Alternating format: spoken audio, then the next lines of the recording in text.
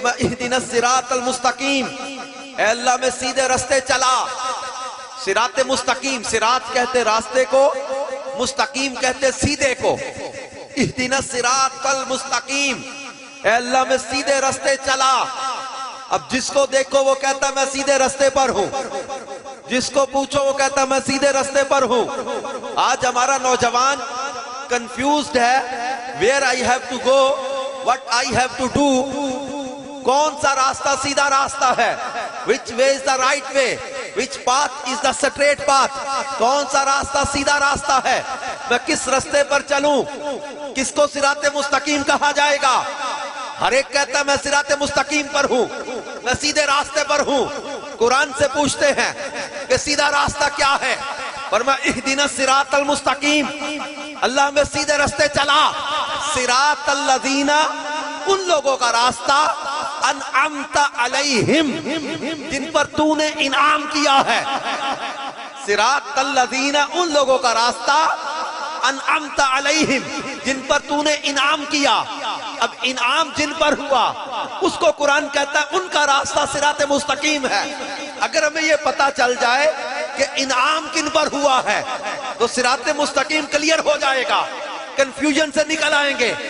سوچو بچار میں الجھ جاتے تھے کہ جاؤں کہاں، ہر ایک کہتا میں قرآن لے کر بیٹھا ہوں، ہر ایک کہتا میں قرآن کی بات کرتا ہوں، ہر ایک کہتا میں دلائل سے ثابت کر لیتا ہوں۔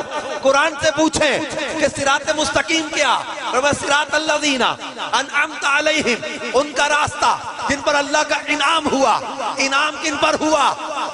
قرآن نے بتا دیا، فرمایا وَمَن يُطِعِ اللَّهَ وَالرَّسُولَ فَأُولَئِكَ مَعَ الَّذِينَ أَنْعَمَ اللَّهُ عَلَيْهِمْ، اللہ کا انعام ان پر، انعم اللہ علیہم من النبیین والصدیقین والشہداء والصالحین، اللہ کا انعام انبیاء پر، اللہ کا انعام صدیقین پر، اللہ کا انعام شہداء پر، اللہ کا انعام اولیاء پر۔ کوئی نبیوں کو چھوڑ کر صراط مستقیم سے نکل گیا، کوئی صحابہ کو چھوڑ کر صراط مستقیم سے نکل گیا، کوئی اہل بیت اور شہداء کو چھوڑ کر صراط مستقیم سے نکل گیا، کوئی اولیاء کو چھوڑ کر صراط مستقیم سے نکل گیا۔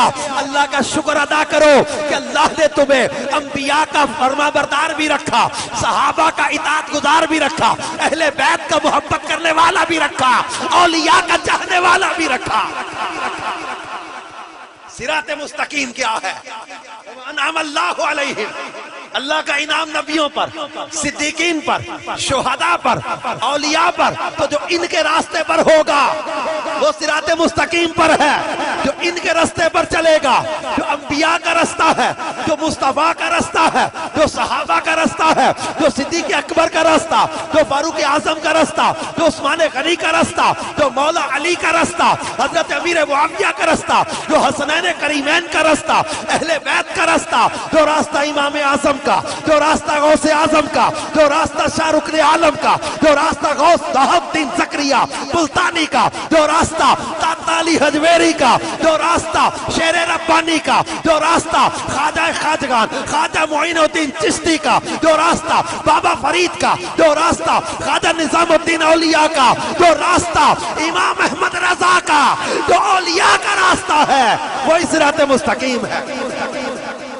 جو ان کے راستے پر چلے گا وہ صراط مستقیم پر ہے۔ ہدایت، نجات، کامیابی، عزت، برکت اور دونوں جہاں کی خوشیاں اسی راستے پر چلنے میں ہیں۔ جو ان کے راستے پر چلے گا وہ اللہ کا راستہ، اللہ فرماتا ان ھذا صراطی، یہی تو میرا بھی راستہ ہے۔